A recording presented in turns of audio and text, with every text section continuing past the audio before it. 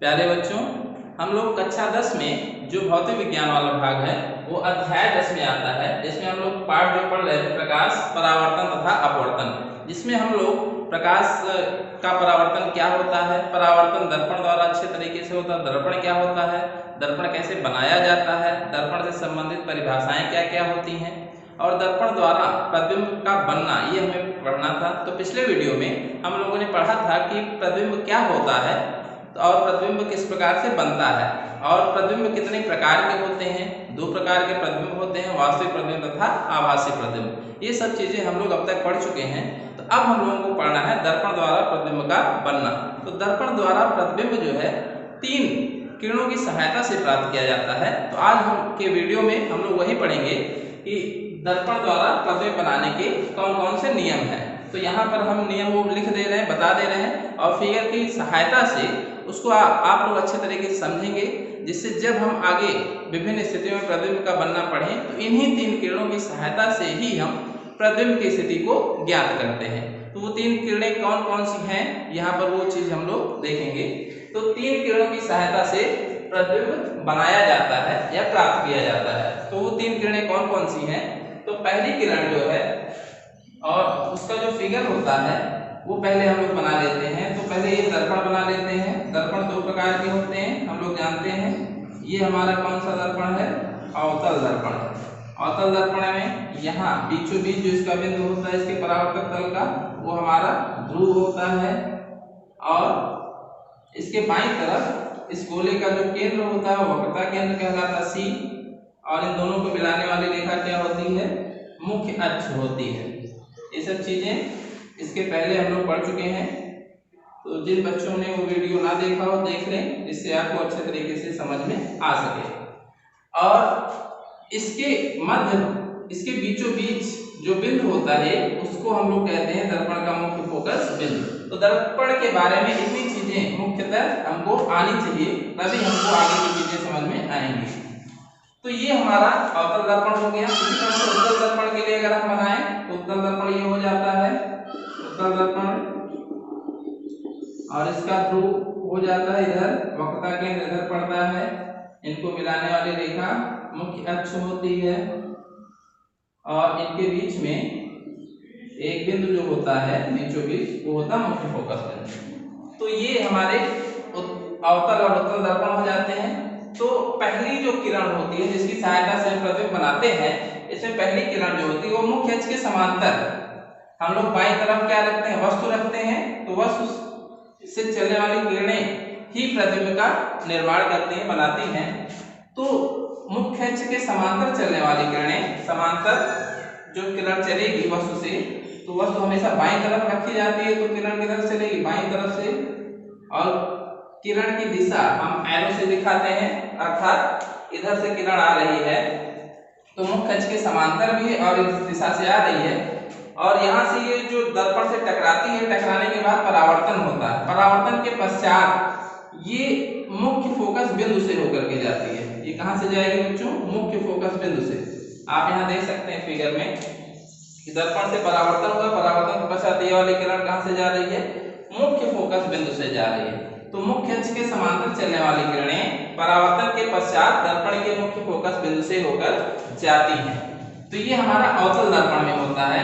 उत्तल दर्पण में भी इसी प्रकार से होता है, बस इसमें थोड़ा सा अंतर ये होता है कि जो मुख्य अक्ष के समांतर चलती है किरणें, ये परावर्तन के पश्चात, चूंकि ये दर्पण है तो अब किरण इधर नहीं जाएगी क्योंकि यहाँ से टकराकर परावर्तित होती है।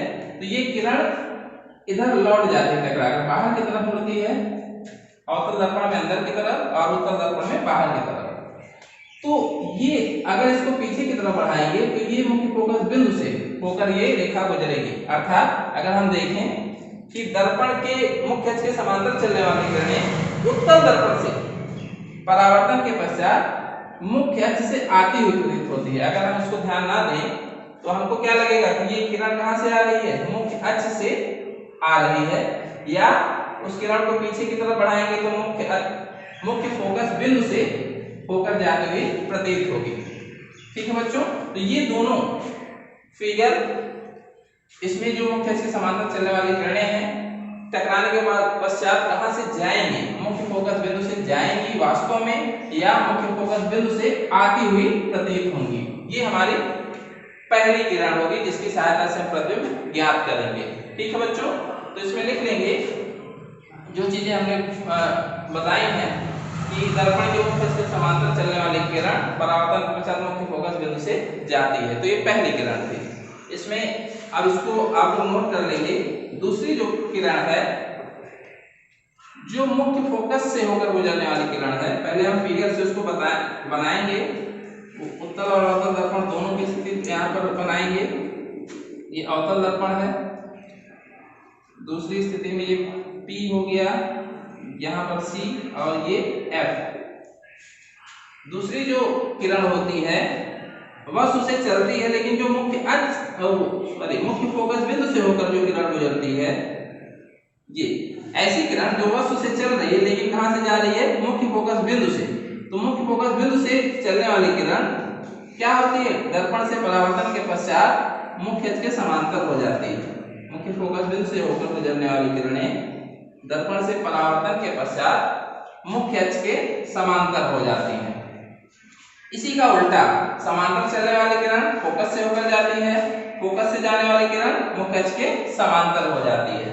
ठीक बच्चों, या अगर हम उत्तल दर्पण में देखें इसी चीज को, तो उत्तल दर्पण में हम देख सकते हैं यहाँ पर ये P हो गया, यहाँ पे ये C है और ये F है। ठीक बच्चों, तो अब चूंकि यहाँ से जो किरण है ये मुख्य फोकस से होकर जा नहीं सकती है, तो मुख्य फोकस की तरफ जाने वाली किरण, मुख्य फोकस बिंदु की तरफ जाने वाली किरण यानी जो इधर जा रही होगी वो परावर्तन के पश्चात मुख्य अक्ष के समांतर हो जाती है, ये।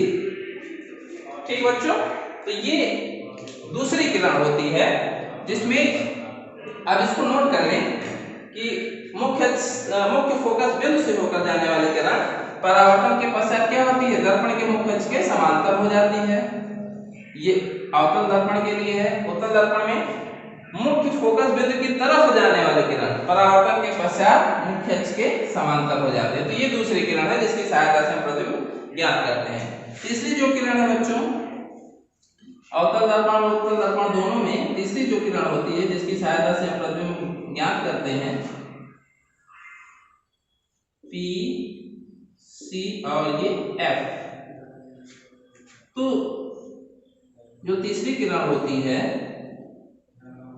वक्रता केंद्र से होकर गुजरने वाली किरण, जो वक्रता केंद्र से होकर गुजरती है, ऐसी किरण जो वस्तु से आ रही है लेकिन वक्रता केंद्र से गुजर रही है, तो टकराने के पश्चात अर्थात परावर्तन के पश्चात पुनः उसी मार्ग में वापस लौट आती है। तो ये वक्रता केंद्र से गुजर रही है, दर्पण से टकरा करके पुनः उसी मार्ग पे वापस लौट आती है। ठीक, तो ये हमारा अवतल दर्पण में होगा। उत्तल दर्पण में क्या होता है बच्चों कि वक्रता केंद्र से गुजरने वाली किरण अर्थात वक्रता केंद्र की तरफ जाने वाली किरण, तो यहाँ P हो गया, ये C और ये F। तो बच्चों इसमें क्या होता है कि वक्रता केंद्र की तरफ जाने वाली किरणें, ये वक्रता केंद्र की तरफ जो किरणें जाएंगी ये, तो वक्रता केंद्र की तरफ जाने वाली किरण पुनः उसी मार्ग पे वापस लौट आती है। वक्रता केंद्र की से वास्तव में गुजर रही हो या वक्रता केंद्र की तरफ जा रही हो, तो ये किरण जब टकराती है दर्पण से तो वहां से परावर्तन होता है और पुनः उसी मार्ग पे वापस लौट आती है। तो ये तीन किरणें होती हैं बच्चों। इन तीन किरणों में से कोई भी दो किरण हम ले लेते हैं और प्रतिबिंब की स्थिति को ज्ञात कर लेते हैं। तो जितनी चीजें जिन जिन किरणों को बताया गया यहाँ पर, उनको उनके टकराने के पश्चात कहाँ से कैसी किरण है और टकराने के पश्चात कहाँ से होकर के गुजरती है, इन चीजों को आप लोग नोट कर लें। आपकी किताब में भी दिया गया होगा, उनको पढ़ लें और यहाँ से फिगर बना करके उनको अच्छे तरीके से लिख लें, जिससे हम लोग जब पढ़ें कि प्रतिबिंब कैसे बनता है तो उसको हमको आसानी से वो चीजें हम समझ सकें। तो बच्चों अगले वीडियो में हम पढ़ेंगे कि किन किन स्थितियों में प्रतिबिंब बनता है दर्पण के द्वारा और वो प्रतिबिंब जो बनता है वो किस प्रकार प्राप्त किया जा सकता है। ठीक बच्चों।